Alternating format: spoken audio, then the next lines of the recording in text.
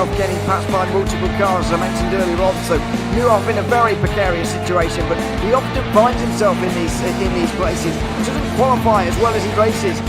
Up front they are getting with Lee Aberdeen and Luca Varani not very far apart at all here, but I just want to see how Alistair Haig deals with Marcello Kessler coming around the old hairpin.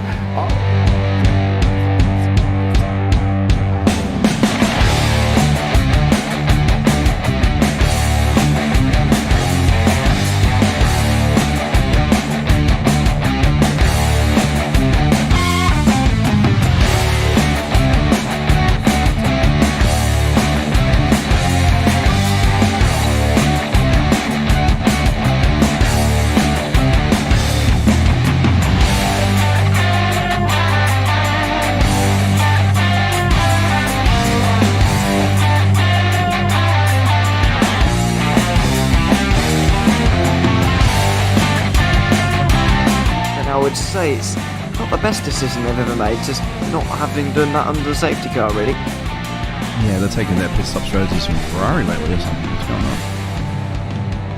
going on? In turn one, just too much gas on them, too much feet on the down pedal, and unfortunately he's dropped him all the way down the order, but Philip Hammer is out in front by an 8.91 seconds.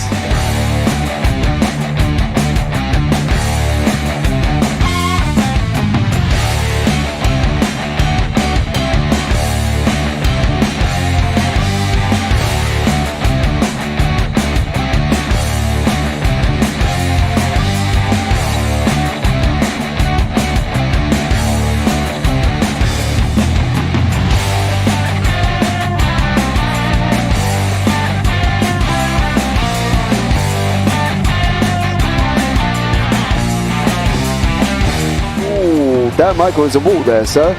And definitely doesn't want to be hitting that earlier on as well. Difficult, the understeer is in the dirty air through that final corner because it's such a long corner and you get dragged off into the grass very easily. He'll have the slipstream down it towards the chicane. Peterson was briefly alongside, but that slipstream has saved him and kept him in third. Yeah, Varani now lost a little bit of time to Aberdeen, about half a second. Peterson is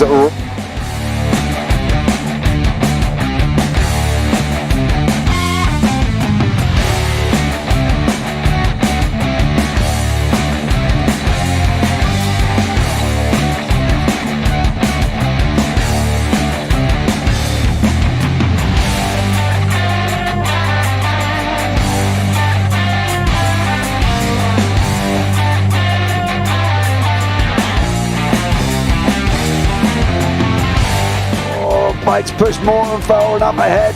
He's got out of line. It's now Pike could have a go at Werrell. Don't push him off. He's in the championship fight. Jack Werrell chasing down Carl Jacklin. Further down, Rob Williams and Chris Barnes. Sensational run outside line now though for the heavy braking zone. Around the outside goes the Audi R8. Look how much Miller's come back into play. Exactly. Miller's still such trouble. He's left on second and change. All of a sudden Miller's back in play.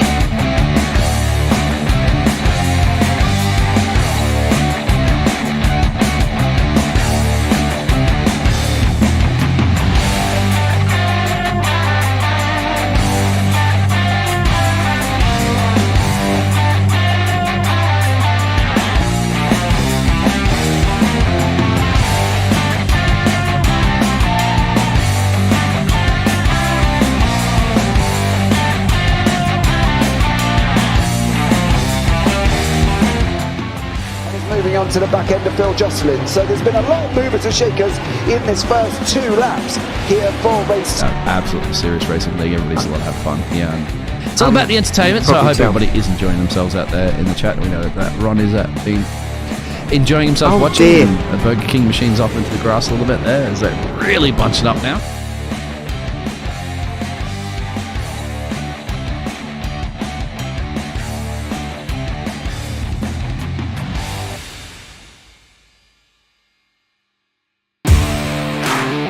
Standing out from the crowd is a challenge. You have the passion, courage, and ambition to do something extraordinary. You have an awesome story to tell and a wonderful vision to share with the world. At Eddie Videos, we take that vision and turn it into reality so you can be heard above the rest. You need something different, and we give you the ultimate advantage. We can help you transform your ideas, images, and clips into a professional video that brings your message to life and sets a new bar for excellence. Visuals, voiceovers, editing, animations, whatever you need, we've got it all. If you're a new business looking to make your mark or an experienced company searching for something new and amazing, we're here to help. Trust us to take your video to amazing levels of awesomeness.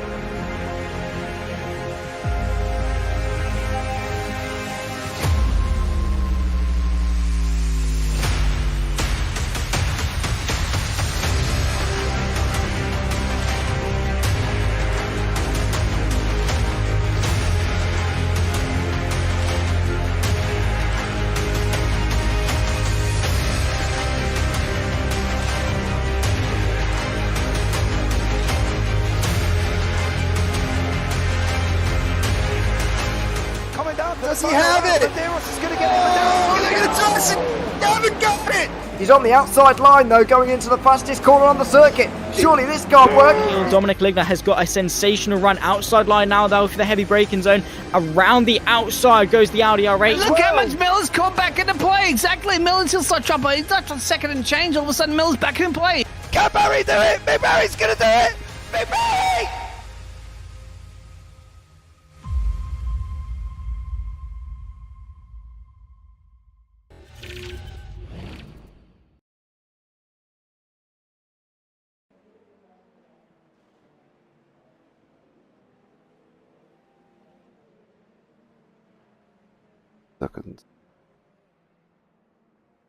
Good evening and welcome back once more to the Radical World Series Round 4 live from Laguna, Seca. I am James Piper. I'm going to be joined in the booth by Daan Pepels this evening. The track itself 3.57 kilometers here, and what an epic circuit. We've got 11 turns, Andretti hairpin, rail straight, the corkscrew, just to name a few. Well, they've got a lot to master. In the championship currently at the moment in the pros, it is Eric Harmon in first place on 141 with Franco Sanchez on 136, Joan Puo on 108, Stephen Place on 104, Christian Vizcarra on 102 with Rafael Blanco on 102, Rafael Benavides on 90, Mateus Moraes on 84, Philip Wyatt on 70, Ty Kim on 60 and Diego Zuccarelli on 42. In the AM Championship, it is Mike Klausing out in top with 94 points. Joe Jackman on 88. Charles Krasik on 86 with Richard Hearn on 86 as well. Santiago Garbadoni on 70. Andres Inop on 70 there for them guys for the virtual race in Peru 3. Max Ziegel is in 7th on 42, David Anderson on 36, Tyler Edwards on 34 with John Benawalid on 34 as well, Cedric O'Han on 30, Nicholas Seville on 24, Brandon Wright on 18, Kevin Mulvihill on 16 and Edward Stanislawski on 14. In the Teams Championship, it was Virtual Racing Peru 1 on 238 with Virtual Racing Peru 2 on 208. Waterback Racing on 141. Team Redline Can-Am on 104 with Verbana Sim Racing on 102. On Wheels TV on 84. Hydro Race Geodesic Racing on 70 and Event Matrix on 42. Now in the AMs, we've only got 3 teams. Virtual Racing Peru 3 on 140. Elite West Racing on 86. Lima Racing 64 and Virtual Racing Peru Solo, they're in on 24 points. We have just gone into qualifying, so let's bring Daan Pepels into the booth. Dan, good evening to you. How are you? Hello, sir. Well, good evening, everyone.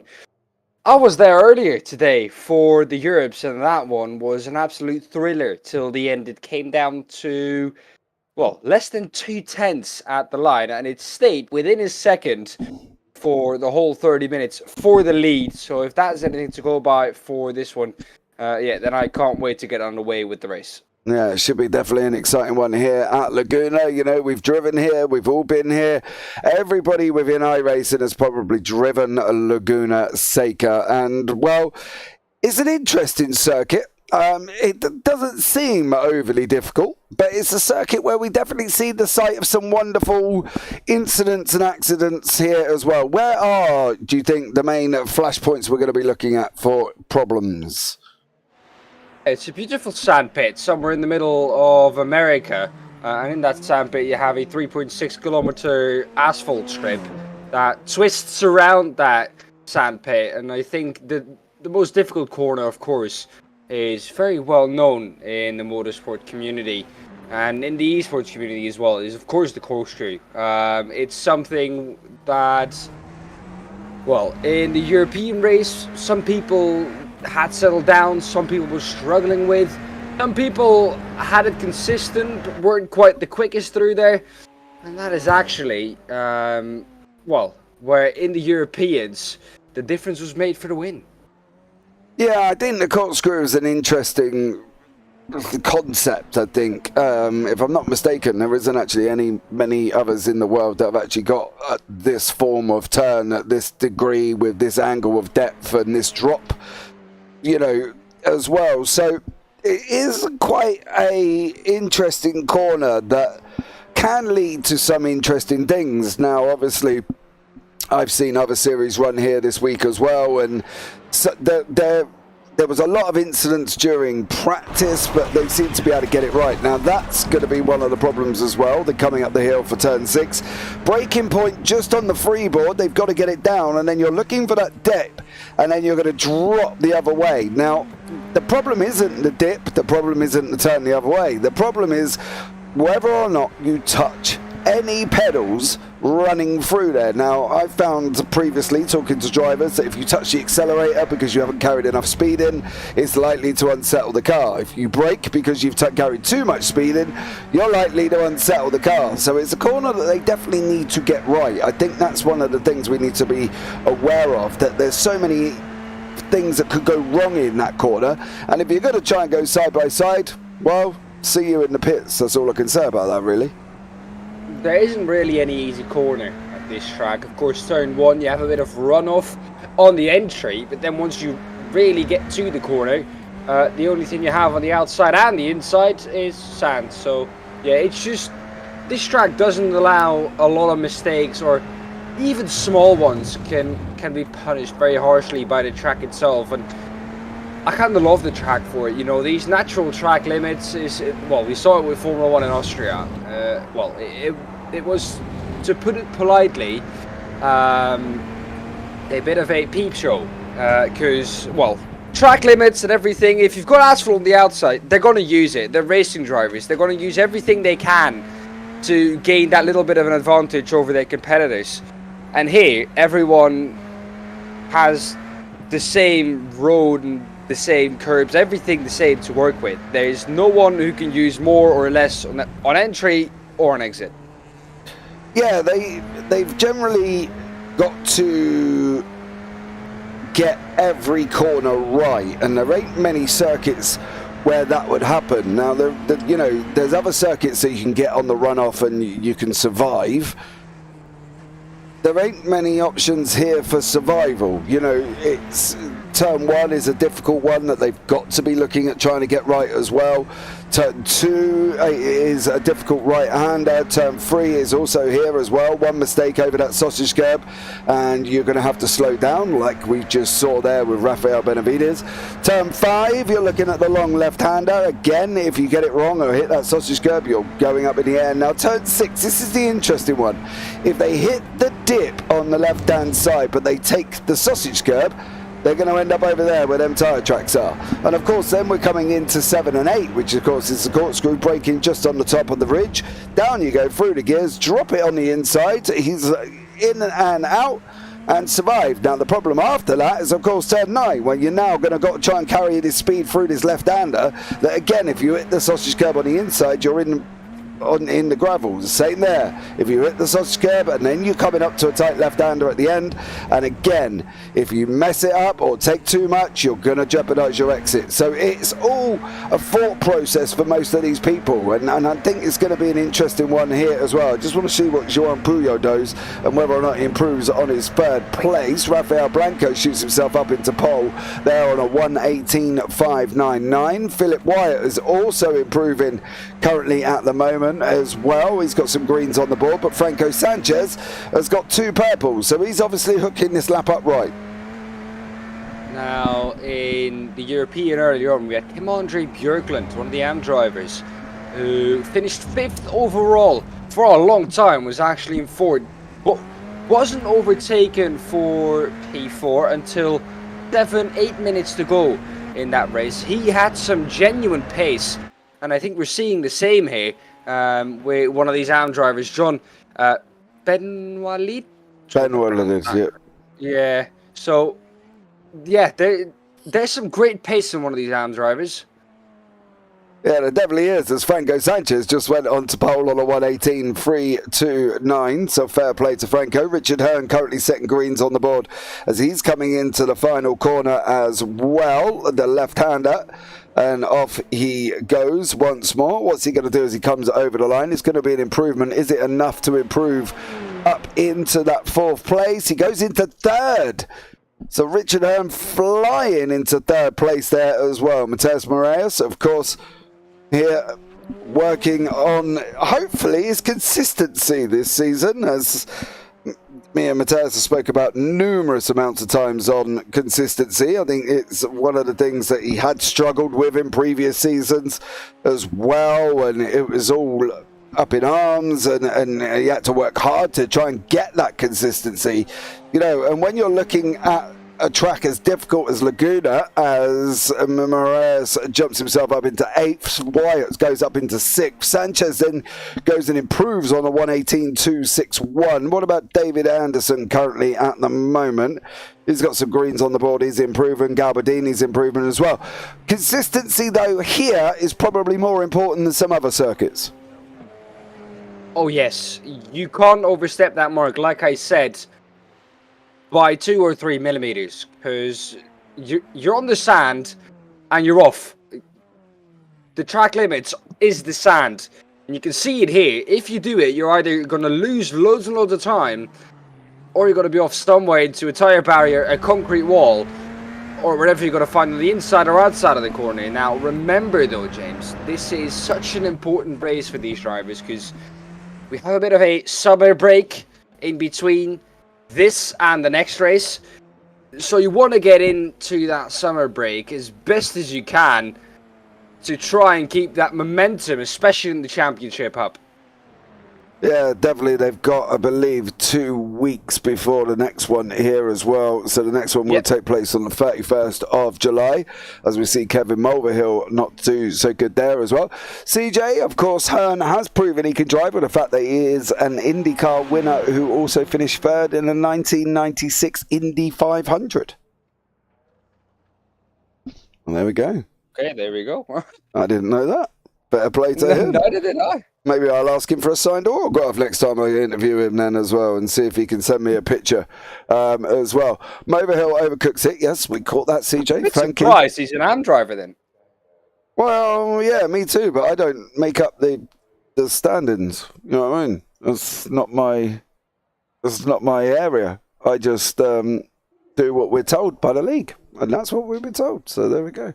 But there's a difference driving IndyCar and driving a Radical SR10. So, you know, maybe he's great in an IndyCar, but not so good in an SR10. I don't know. I'm saying that he's sitting in third place at the moment, but it's one thing doing it in qualifying, and it's another thing doing it in the race. We are just coming to the end of qualifying now. The checkered flag is out. We will be able to show you the grid here for this 30-minute race. Franco Sanchez in first, Rafael Blanco second, and then we got Richard Hearn in third, John Benoit in fourth, Johan Puyol fifth, Philip Wyatt sixth, Stephen Place seventh, Mavis Moraes in 8th, Rafael Benavides 9th, Christian Vizcarra 10th, Andres Inup 11th, and Joel Jacklin is down there in 12th place.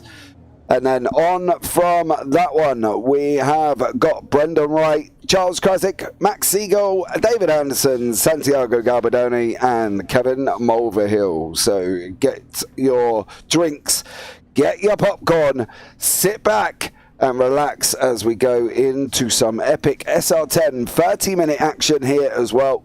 And let's see how this one pans out with Franco Sanchez, Rafael Blanco, Richard Hearn, and John Benoit is your 1, 2, 3, 4. So let's see what happens here. We're just waiting for Moraes, Mulvihill, and Blanco to get onto the grid, and then we will be up and running. So thanks so much for joining us, guys, as well. Don't forget, like, subscribe, turn on the bells, and all that other fancy jazz here, which will allow you never to miss a video or race coming up, and we've got lots of them this week.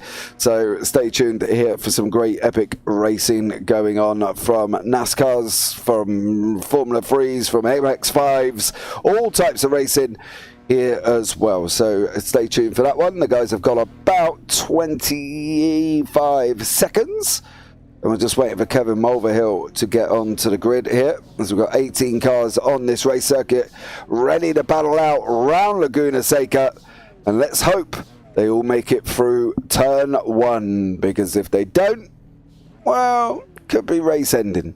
But let's see what happens. Mulvihill has got onto the grid, and we're just waiting for the lights to get going. The lights are on your screen now. 1, 2, 3, 4, 5. And it is green, green, green, and we're away here as well. Richard Hearn got an absolute flyer off the line.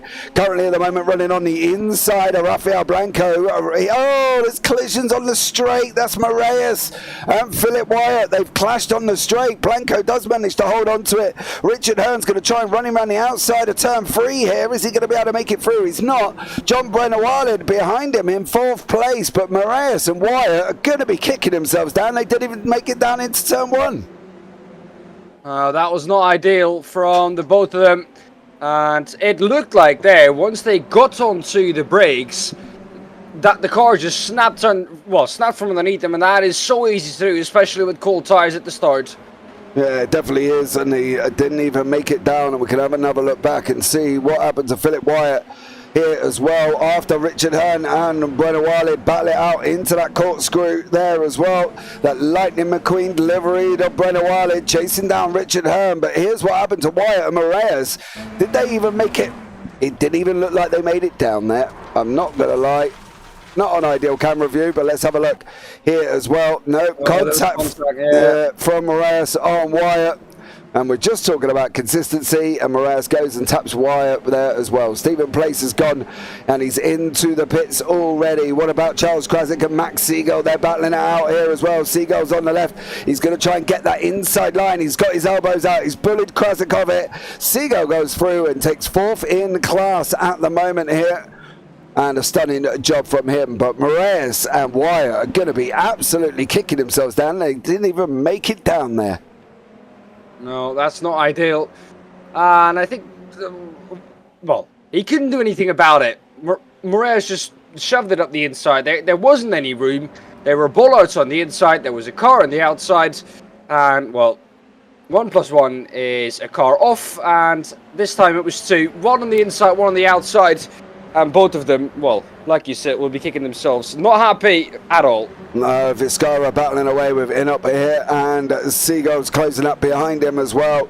Seagull's 1.1 seconds back at the moment. Mulverhill's had an incident, and so has Juan Puyo. And both of them have dropped it down the order with Place, who went into the pits. I'm wondering if he's jumped the start there, and that's why he's had to go in at the end of lap 1. And Vizcara now all over the back of Inup here. Is he going to be able to make it through, going down into the final corner? He's not. He's going to try that cutback coming out.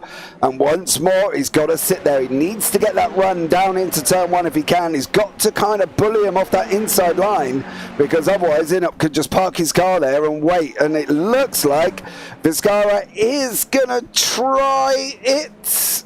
Is he going to make it through? No, Inup squeezes him enough to where Vizcara's over the sausage curbs. Not bad driving from Inup there as well, to be honest. No, a little bit of a flash of the lights from Vizcara to indicate that he was not happy with whatever happened. But yeah, that was a fair move from Inup around the outside. One of the few corners where you can go around the outside, though, turn 2. Well, an unbelievably special corner, because you can early apex it, you can late apex it, you can go for the run out of the corner, you can go for the run into the corner. So many different lines possible through that hairpin. Yeah, it's a great corner to watch racing at. Vizcara, however, has to look out behind him as well. Seagull wants to get past. Yeah, Seagull definitely does there as well. I think the fact that Inup didn't give him any room and squeezed him enough, where Vizcara then basically had no choice but to try and go even more left than he already was in that turn.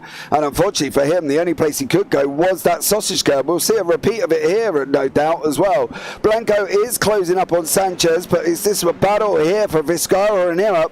Inup's going to take the inside again, and he's going to force Vizcara, try and go around the outside now as well, as his cars go rushing past us, and Vizcara's going to try and do the same thing. But now, unfortunately for Vizcara, he did do the same thing. He tried to do it to Seagull. Seagull runs side by side as they're coming out of turn 2, and now settles back in behind him as well. And Garbadoni has gone off pits. Garbadoni has basically dropped down to 9th place here as well, and unfortunately for him, this is what he got up to. Oh, this is Moraes again. Moraes is not having a great race if this is the situation.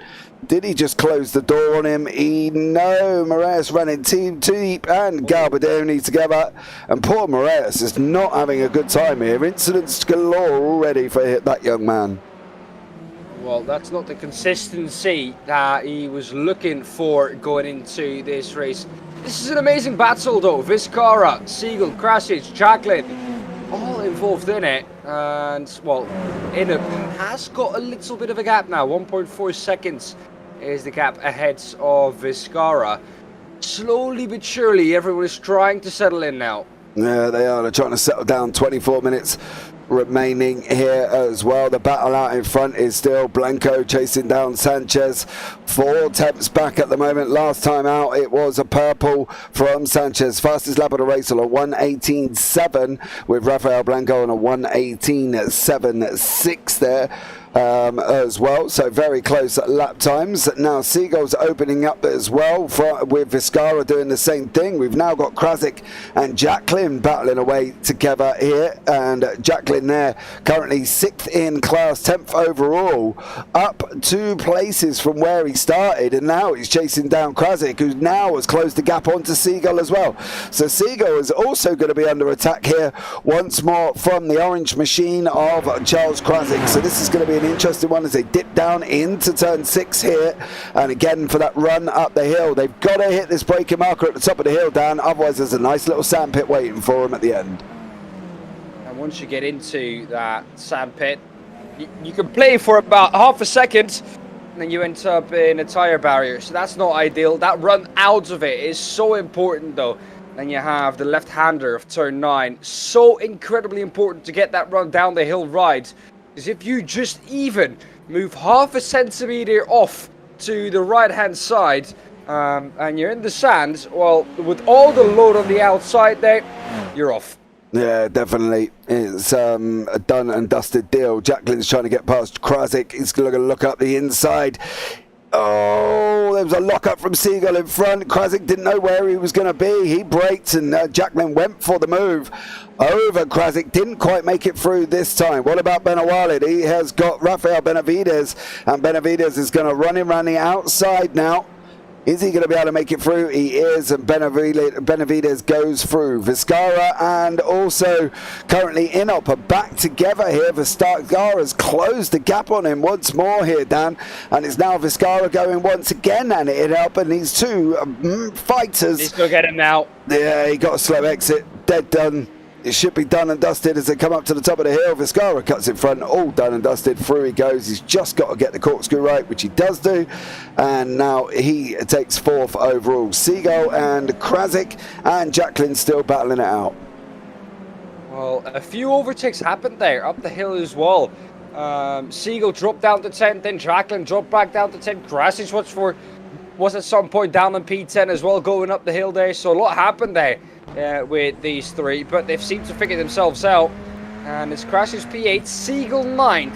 I expected Seagull to be a bit further up the road than he is at the moment. He's catching up to Krasick though, and he's got some considerable pace. Yeah, he has, but he did go, I believe he went off track, but I don't think he went off track as in it's registered as he's gone off track. He got a slow exit up the hill there and lost a place to Jacqueline and Krasick all at the same time. So he didn't go off, he just went off. And unfortunately for him, he lost places in the meantime, but he did manage to return the favour over Jacqueline, and now he's chasing down Krasick once more here as well. Benavides still got Benawalid behind him, and he's trying to battle back up in that Lightning McQueen machine there. So fair play to him. He's obviously got children and watched a cartoon like the rest of the world. And once more, Seagull going at Krasick. This is the closest battle on your track at the moment. Brendan Wright has taken a little bit of a dive out off track. And what about Rafael Blanco? Blanco's been off as well, and he's lost a position to Richard Hearn. And if he's not careful, he hasn't come back. He come back on there. Mulvihill's gone off and jumped into the pits. So Mulvihill's done and dusted there as well. But what did actually happen to Rafael Blanco to cause him to lose position? Went deep. Well, that's not ideal, especially because you've got this long gravel trap ahead of you, then the sand, and then you're back onto the racing surface. But yeah, not ideal. And we've got an AM driver in P2. Richard Hearn currently at the moment he's doing an absolutely stellar job. Mulvihill's jumped back to the pit, so I think Mulvihill might be done for the evening. He is done. He is out. So there we go. And Krasick is still battling away with Jacqueline. 19 minutes remaining here on the clock. Dan, it's got to be about making your move now. You can't hold on for much longer, can you, really? Well, we've seen Jürgen Frank in the Europes hanging on for 13 minutes. He was under pressure from start to finish. Now, we know that Jürgen Frank, of course, champion in the finals. So he was our overall champion last season. He is so good at soaking up the pressure. And it's not easy to do, especially when last season he mostly had Tim Birdie, his teammate, behind him. And he got some different pressure now in the case of not his teammate, just a driver, a rival driver from another team that he can't work together with, and that doesn't work together with him. And the same is going, it's happening here for her at the moment as well, because he is in P2, he is an AM driver. Points get given just on the position where you finish overall, not in class. So every position that he can gain over Benawalid is one to pick up the extra points. Yeah, definitely as well. Points make prizes, as they say. But what about Richard Hearn? Well, he's going to have to try and defend hard from Blanco. Blanco's coming at Hearn. Hearn takes a natural racing line, going to straighten up the top. On the brakes he goes just over the hill. Drops it in, and that is almost the perfect line there. He just had to hit that exit curb, and he would have run the perfect line through that corkscrew. And he's doing a stellar job at the moment, but it is an AM Pro fight. Technically, Blanco should be quicker, right, Dan? You say that, but that's not always how it is.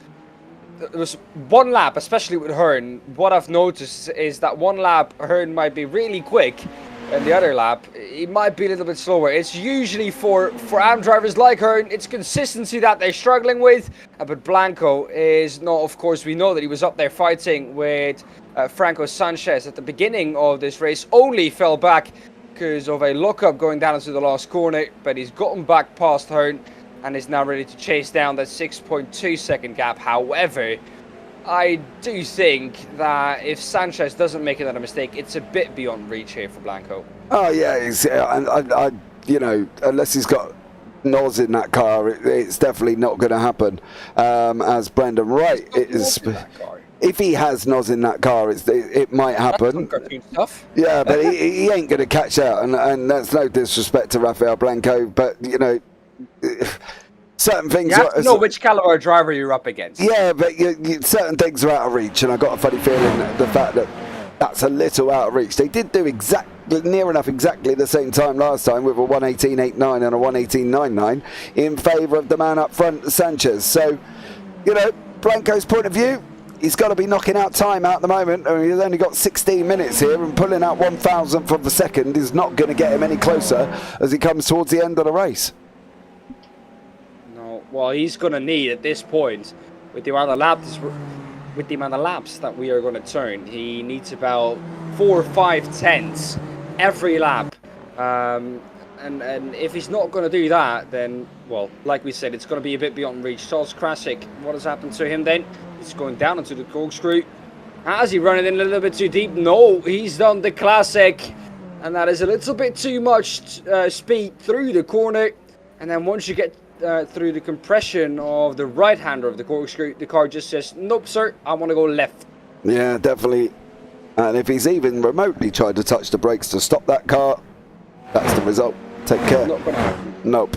You definitely aren't going to try and happen when your weight shifts off a different side and wants to go the other way. But Wyatt now chasing down Jacqueline. This is the closest battle on track at the moment. The gap up front is not coming down.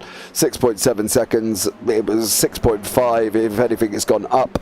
So unfortunately for Blanco, I think, you know, take the second place, mate. Complete the race, because you're pushing. Unless Sanchez makes a mistake, it's never going to happen. Jacqueline and Wyatt battling it out here with Jean Puyol behind. Again, it could turn into a nice little freeway as we go into the last 15 minutes. Was that a spin up ahead? I did see some tire smoke, and I did see a car really quickly on the inside of the second to last corner. What exactly happened? I think it was Max Siegel. We can see it here. That's what I said. The outside is so loaded through that corner that once you do touch a little bit of the sand on the outside, your car just says, well, sir, I'm going to turn right in a corner that goes to the left. And as we both know, James, that's never ideal. No, definitely isn't. Gabardoni has gone off. Philip Wyatt is sitting on the side of the circuit as well. Was this contact? That's the question. With Joan Puyol, it was. Thank you very much. I'm sure Wyatt's going to be chuffed about being taken off the straight there, but I want to see if Wyatt did make a move in front of Puyol. Puyol goes to the right. No, Puyol just got that. Try and explain this one then. Yeah, no, Puyol just got it completely and utterly wrong. Moraes has got his way back up into 9th place there. Thanks for the Wyatt and Puyol incident. I'm sure Puyol might have to do some explaining on that one. I'm not entirely sure what that was, and whether or not he just misjudged the fact that there wasn't going to be a gap there that was going to be there, but there wasn't actually a gap there in the first place, so there was no gap there to go for. This is something that we saw in the European race with Aaron Baba. He tried to sell Jürgen Frank in the lead of the race, the dummy, several times, but he just wasn't fully committed because he never wanted to hit him. That is such a difficult corner to do that, but it is an easy corner to sell someone that dummy. You can go to the outside, the inside, both lines work, so you can go both ways. And that's why usually if you're the driver up ahead, you want to try and squeeze as much as possible on the entry of the corner to open it up for yourself as much as you can, or try and make the corner as tight as possible for the driver who's trying to overtake. Yeah, it's always difficult when you're trying to get you're squeezing somebody as much as possible, and I think at the end of the day, when you're putting the squeezes on anybody, it's always going to be tough. But for these guys, I'm sure they're experienced racers, and I'm pretty sure, you know, somebody, if Probably not the first time they take to the track. No, definitely not. But let's see how they all get on as we're coming into the end. And yeah, last 12 minutes here. Sanchez still out in front, 7.2 now, Dan. That gap is increasing. Like we said, I think for Blanco, it was at the point of that mistake. For Blanco, it was like, okay, yeah, second place is what we're going for. Bit of a look-up from Max Siegel. That has left him vulnerable to Anderson. You can see with a bit of a mistake going down to the corkscrew, even that little bit of a look-up easily loses you half a second. And it's just so easy to do. You have the compression going into it, the compression going through the corner, and to get all of that right, time and time again, we're a lap, 14 for the leader right now, and to do that right, every time you go through there, it's just so difficult. Here he is, Franco Sanchez does it once again, and that is, it's just that consistency that is difficult to have around this track. I personally find, James, I don't know how you are with that, is that this track is horrible for me for consistency. Because one lap I get this corner right, but one corner wrong. One lap I get everything right, then I get two corners wrong. It's just such an incredibly difficult track for me to get right, as I think in the background someone went off into the last corner. Yeah, Garbadoni again. I'm going to leave Garbadoni. He's had a bit of a horrible race here this evening, so let's not put salt in the wounds and continually show what he's been up to, unfortunately, but he has had somewhat of a torrid evening. The circuit for me, I think, is an interesting one due to the fact that I don't actually mind the circuit itself. I think the circuit is nice to drive. It's basically what I find interesting is I could do the same thing for 15 laps, for instance, and survive, and then come the 16th lap, I go to do the same thing that I've done on the other 15, and then I get spun out. And then I'm sitting there thinking, oh, the car just miraculously does something that it didn't do for the last 15 laps. And I think the fact that obviously that, you know, that we're in Laguna, there's sand everywhere, you can see it, it's all over the place of gravel, and whether or not it's getting on the track and whether or not people are spitting it on and it's making a difference, I don't know. But for me, I don't mind the circuit. It's just the random things that sometimes happen, and whether that's me having a skill issue, I'm not entirely sure on that one, to be honest. The amount of driving that we are able to do, James, I think it's very possible for us both that it is indeed a skill issue. However, you never want to immediately put the blame on that, because this racing surface is changing from lap to lap.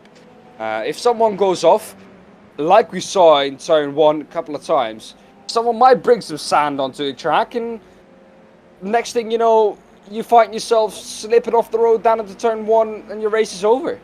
Yeah, exactly. And at the moment, there's been so many people that have had incidents and accidents. Sanchez is out in front by 8 seconds. Blanco's got 2 to Hearn. Benavides has got 2 to try and catch up with Hearn. Benavides has got 2.9 to Benawalid. Vizcarra's got fucking 3.8, and Inop's got 6.6. So they're well spread out currently at the moment as well. And I think that's the interesting thing here, how this circuit can lead to people having incidents here as well, but still spread out at the same time. Yeah, it's a special one. It has a special place as well. I think in every iRace is hard, because it's a track that you go to a lot, even in rookie series. And in an MX-5 or anything, any slower car, this circuit is an absolute blast, because you can just keep so close to the car ahead. Now, these cars, I spoke to Aaron Baba earlier after the European race, and he said that once you get within 0.5 of a second, there is something that happens with the dirty air that makes the car super unstable going into every corner.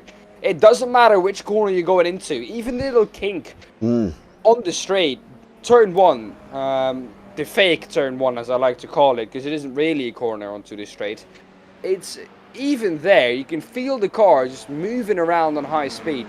So this car does become a bit of a handful once you get within like 0.5 of a second of the car ahead. Yeah, and I think that's the thing. That's not the first time I've heard that this evening as well, because I was doing a series before, and it was an F3 series, and they said the same thing when they were watching it back, that it was the same aero wash from when you got right into the back of people, that it caused the car to be unstable. Now, whether or not that's a rollout on an update that we've missed, or it's been done, or it's secretly come out, but that aero wash over the cars seems to be causing some problems, to be honest. And I think that's one of the interesting things as well. They've just got to kind of deal with all of these scenarios and deal with these solutions and try and get through, because at the end of the day, that's the only way you are going to be able to manage it. And Stephen Place here is battling away Moraes down in 9th and 10th, and at the moment for Place he can't seem to get closer than about half a second, so we'll have to see how this one goes on. Last 7 minutes here, Dan, and it's been an interesting one. Now, one quote that I'll never forget from Juan Pablo Montoya when he raced here once as, I think, a guest drive in the IndyCars was, in his first comments after the first practice session he ever did in that car on this track, was he said, boy oh boy, this track is easy to learn, but so incredibly difficult to master. And I think that's what we're finding out here this evening. It's an easy track to learn because the corners that it has got, it has such a nice flow about it that once you get into that rhythm, you know, it kind of all flows. And the difficult part is being quick at it.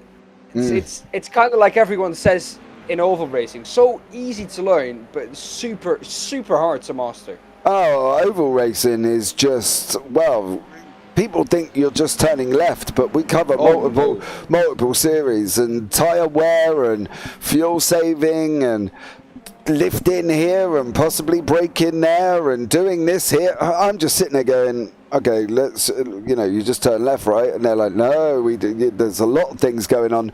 So it's been an interesting thing with oval racing as well. Brendan Wright has been off track. You are right, CJ. Thanks so much for telling us. This goes down into turn one, overcooks it and runs onto the gravel. So that's just a miss of braking point. I want to pick up back on Place and Moraes. Moraes, of course, been involved in a couple of incidents, Galbardoni and Wyatt. The Wyatt one, it was on a straight. So it's going to be an interesting one there for them to explain, and how they're going to explain it, well, not entirely sure there. But Brendan Wright on lap 18 in turn one has been off the circuit. Puyol's been taking a dive out off as well, and Stephen Place, who obviously didn't get too much affected by his off track there, down as he's still chasing down Moraes. Well, now the problem I think for Stephen Place is here that he needs to get the run out of here, but this is what I meant. That run through the kink is the amount of times that I've this evening seen Stephen Place miss the apex there. Goodness me, Moraes always went straight on into the corkscrew and he's got him. The outside though, he can run it round. Moraes though, I think has some kind of slowdown from the fact that he had to cut parts of the corkscrew, but that is job done for Stephen Place. Next one on the list, 7.1 seconds up ahead though. A bit too much to ask, I think, in 4 minutes and 7 seconds. Moraes! Right on, good one. According to my software, he didn't crash once, he crashed 3 times. So this is going to be an interesting one. As it goes around the final corner, hits the sausage curb. On the AstroTurf, too much grip, and then it comes back the other way and shoots him into the wall. So unfortunately for Moraes. Oh, goodness me, that was Siegel coming through, I think, who barely missed him. And unfortunately for Moraes there, job done. Now you can see on the left-hand side there, guys, everybody is very spread out. So we'll have a look at Franco Sanchez, who's coming up behind back markers currently, and that's Philip Wyatt, who lifts and lets him go through. Well done, Philip. If anybody needs a learning in how to deal with blue flags, that would be the way to deal with them as well. So well done to you, young sirs. Franco Sanchez out in front by 7 seconds here, Dan. Yeah. Now, I do love the fact that you brought up those blue flags again. And, yeah, I agree. This is the way to do it. If you're in the same class, and of course on this track, you've only got radical SR10s. So anything that you can do to help the quicker car coming through is, of course, very much appreciated. And Franco Sanchez will love the fact that he did that. And, well, it just makes it easy for the both of you. You're not fighting anyone.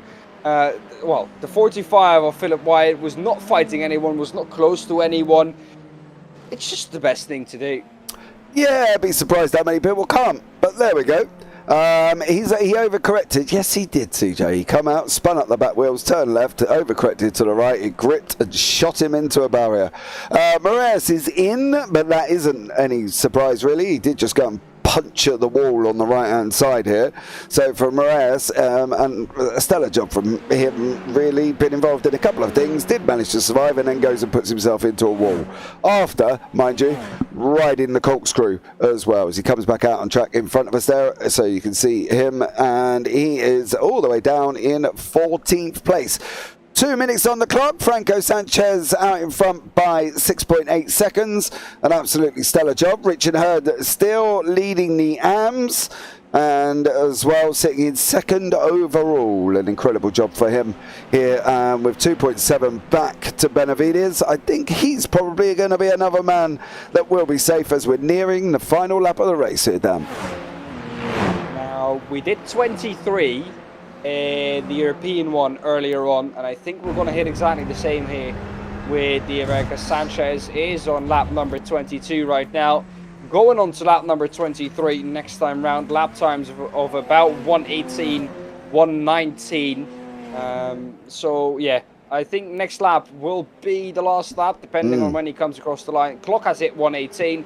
He's not come across the line yet for sure.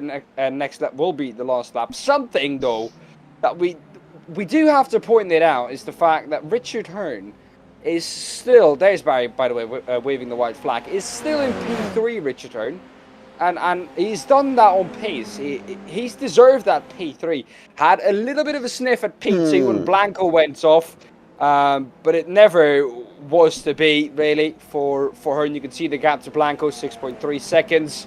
Yeah, just a bit too much to ask, really, but an incredible drive from the AM driver, taking, if he can complete this lap, a overall podium. Yeah, definitely sitting in third place here as Vizcarra has caught up to the back of Benawalid. And John there, who is in 5th place, is going to try and hold on for the final lap here. So Vizcarra, a pro, Benawalid an AM. Your leader is just coming up the hill into the corkscrew. So we will pick up him as he drops down from turn 10 to 11 as he goes over the line. Vizcarra still having a go with Benawalid here. He's going to be turning left up the hill. Is he going to be able to get in there? We're not going to be able to get that run up into turn 6. I think Benawalid is lifting and allowing him through there as well. He just went wide there, James. He just went wide, I think, going into 5. And then he just didn't have to drive going into 6. And here he comes now. Franco Sanchez is going to take this victory in the pros. Behind that will be Blanco. And then the next pro after that is Rafael Benavides. But in the AMS, it is Hearn who comes over the line and does a stellar job taking that third place, with Benawalid still battling out with Vizcarra. But he's not going to get through. And Benawalid there is going to be in front, with Benavides rounding out the podium for the pros. A stellar job done by everybody here. What about Charles Krasik and Johan Puyol? They're coming up into the corkscrew now, so still got time for Krasik if Puyol makes an incident. But it's most likely too little too late. Yeah, definitely. Fully agree on that one. Krasik, can he get Puyol coming around turn 9? Nope. Nothing doing there. And then into turn 10. This should be Puyol's position as well, unless he makes some serious mistake going round the final corner. And he doesn't, and Krasik's not going to get there. So these are the final people to finish. Anderson's finished, Puyol's finished, and Krasik's finished there as well. So great job from all of these guys. We'll be able to show you the results from this race. Franco Sanchez is in first, Rafael Blanco second, Richard Hearn third, Rafael Benavides fourth, Christian Vizcarra fifth, John Benawalid in sixth, Andrew Zinop seventh, Joe Jacklin eighth, Stephen Place ninth, Max Seagull down in 10th, David Anderson 11th, Juan Puyo 12th, Charles Krasick 13th, Brendan Wright 14th, Philip Wyatt 15th, Santiago Garbadoni in 16th, Mateus Moraes 17th, and Kevin Mulhill is down in 18th place. So there you go, a great end to this evening's racing here on the JBB YouTube channel as well. And we can have a chat with your winner, Mr. Richard Hearn. Good evening, Richard. How are you? Richard? Richard? Okay, we're not going to have a chat with Richard Hearn. He's still partying. Yeah, he's still clearly having a rave up there, but unfortunately for us, we don't get to talk to Richard here. But let's have a look back at this Moraes. I want to see this Moraes incident from the beginning here. So he gets a barnstorming start, right? And then we've got Wyatt in front of us. Oh, there was a bit of contact, I think, already before that with Moraes, and I don't know who that was on the inside. It looked to be. So we're going to have a look from this dynamic camera and see if it gives me a different area. Because it's coming up over the hill. He's on the inside. He gets... No, there was no contact for place. He just ran into the side of Wyatt there. And unfortunately for him, it's done and dusted for Richard Wyatt. Let's see if Richard Hearn is here. Richard Hearn, you here? Hello? Still partying. Yeah, he's still having a rave up. I think. Yeah. I think he's still having a rave up. Either that or issues with his mic. Richard, can you hear us? Final time? Nope. I don't think Richard can hear us. No, I don't think. He's not there. I don't think he can either. So, summing up tonight then, Dan, what have we just seen?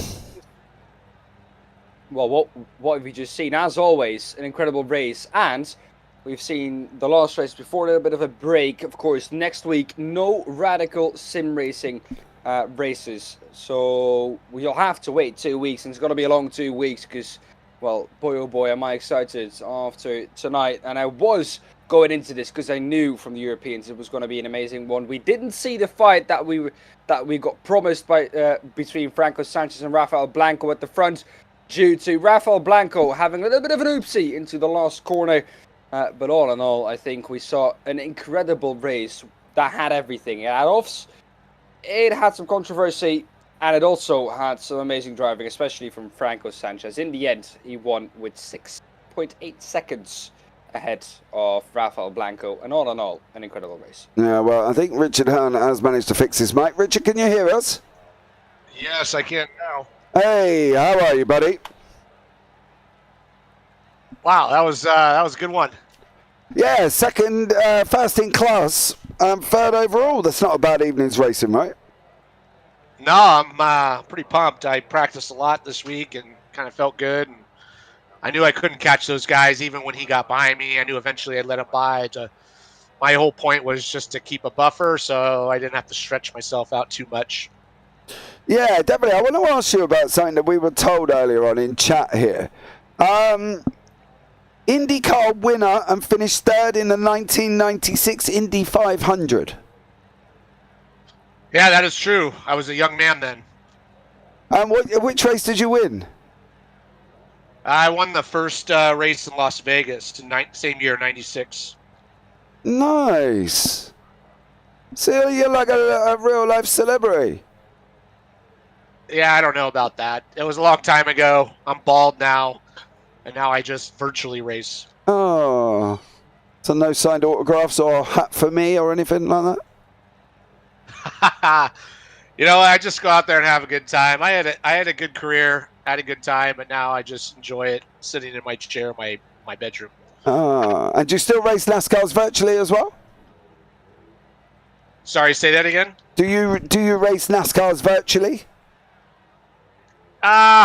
Not much. I did do an ARCA race the other day, but I run this league and I run Lionheart in the Retro 79 car. And that's about all I have time for. Oh, well, congratulations anyway. Well done to you there, sir, as well. You know... Want to ask a controversial question here, Nibby James? Okay. What does Richard think of the aero screen? Just completely out of the line what? with this race. But what is the aero screen? Yeah, I don't think it. I mean, I've gotten used to it. It's obviously done its job. Same thing with the Halo. I mean, we would have had a lot more injuries, maybe worse without it. We've seen that, so you just got to accept it. In the end, I think it looks kind of cool, especially when they put the names on the front, but it's not the same as, you know, when I grew up, we had no head protection, just your head was sticking out there, but, you know, maybe we were just stupid. I don't know. I don't know.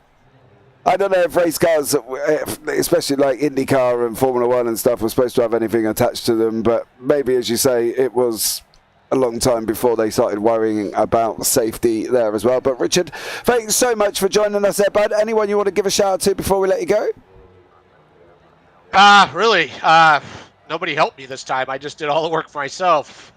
I have no teammates, and maybe give it a shout out to my girlfriend, Beth, who just puts up with me sitting in here hours and hours. And other than that, I had a great time. I'm so pumped to talk to you guys. I try so hard. Maybe I'll see you at the next one. Yeah, hopefully we will, Richard, as well. So for now, buddy, take care. See you in 2 weeks' time. Don't forget, there's no race next week, Richard. Yep. Next one, I think, is Silverstone, I believe. So yeah. I'll have a little time to practice. And cheers, mate. All right, man. Have a good one. Take care.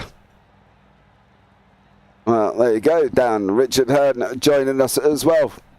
Onwards and upwards we go. He sounds very happy, doesn't he? Let's be real. Thank you so much for everybody that's joined us, but that's going to bring us to the end of this evening's broadcast here as well from Laguna Seca. Join us in 2 weeks' time. Okay, so join us in 2 weeks' time for some epic, more radical action. But for now, guys, from myself and Daan Pepels up here in the booth, take care. Have a great week. And you never know, we might see you on the track sometime. Good night.